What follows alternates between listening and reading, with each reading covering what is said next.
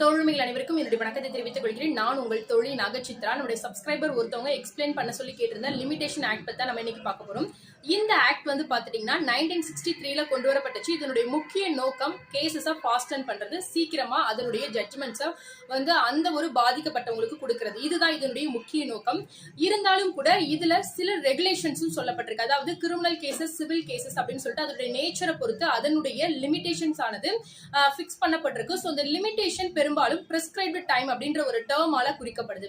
இந்த பிரெஸ்கிரைப்டு டைம் அப்படின்னு சொல்லப்படுறது என்ன அப்படின்னா, சட்டத்தின் மூலமாக அந்த டைம் ஆனது கால்குலேட் பண்ணப்பட்டிருக்கு. அந்த டைம் பீரியடுக்குள்ளாக அந்த ஒரு சட்டத்தினுடைய பரிகாரங்கள், அதாவது அதுக்கு முன்னதாக எடுத்து வைக்க வேண்டிய அந்த ஒரு எதிர்வுரைகளும், அதாவது டிஃபென்ஸும் பிளைண்டிவ் சைடும் வந்து சரியான விஷயங்கள் எடுத்து வைப்பதற்கான காலமானது வரையறுக்கப்பட்டிருக்கு. அந்த டைம் பீரியடுக்குள்ள அவங்க சொல்லல அப்படின்ற பட்சத்துல அந்த ஒரு கேஸ் ஆனது டிஸ்மிஸ் பண்ணப்படுவதற்கான வாய்ப்புகள் கூட நிறைய உண்டு அப்படின்னு சொல்லலாம். சோ அந்த மாதிரி ஒருவேளை டிஸ்மிஸ் பண்ணிட்டாங்க அப்படின்ற பட்சத்துல அதற்குண்டான விதிவிலக்குகளும் இருக்கு. சில விதமான சூழ்நிலைகள்ல வந்து அந்த கேசஸ் அவங்க அக்செப்டும் பண்ணிக்கிறாங்க. சோ அதற்குண்டான ரூல்ஸ் அண்ட் ரெகுலேஷன்ஸ் என்ன அப்படின்னு பாத்துட்டீங்கன்னா, அந்த கேஸ் வந்து நிஜமாவே வந்து அதை நெக்ஸ்ட் லெவலுக்கு கொண்டு போக முடியாதபடியான ஒரு சில சூழ்நிலைகளை அந்த ஒரு அட்வொகேசி சைடு இருக்கிறவங்க ஃபேஸ் பண்ணிருக்காங்க அப்படின்ற பட்சத்துல, அது மட்டும் இல்லாம அதுல சொல்லப்படக்கூடிய காரணங்கள் வந்து கோர்ட்டை கன்வின்ஸ் பண்ணக்கூடியதாகவும் ரியலிஸ்டிக்காவும் இருக்குது. அது வந்து ரியலா தான் இருக்கு. அதுல எந்த விதமான ஆப்போசிட் பார்ட்டியை பழி வாங்கணும், அவங்களுக்கு லாஸை ஏற்படுத்தணும், அந்த மாதிரியான இல்லீகலான அந்த தாட்ஸ் எல்லாம் இல்ல அப்படின்றதையும் ப்ரூஃப் பண்ண வேண்டியது இந்த யார் வந்து அந்த ஒரு அப்ளிகேஷன் போடுறாங்களோ அவங்களுடைய கடமையா இருக்கு. இந்த கேசஸ் வந்து பெரும்பாலும் வந்து பாத்தீங்கன்னா கிரிமினல் கேசஸ் காட்டிலும் சிவில் கேசஸ்ல அதிகமா உபயோகப்படுத்தப்படுது.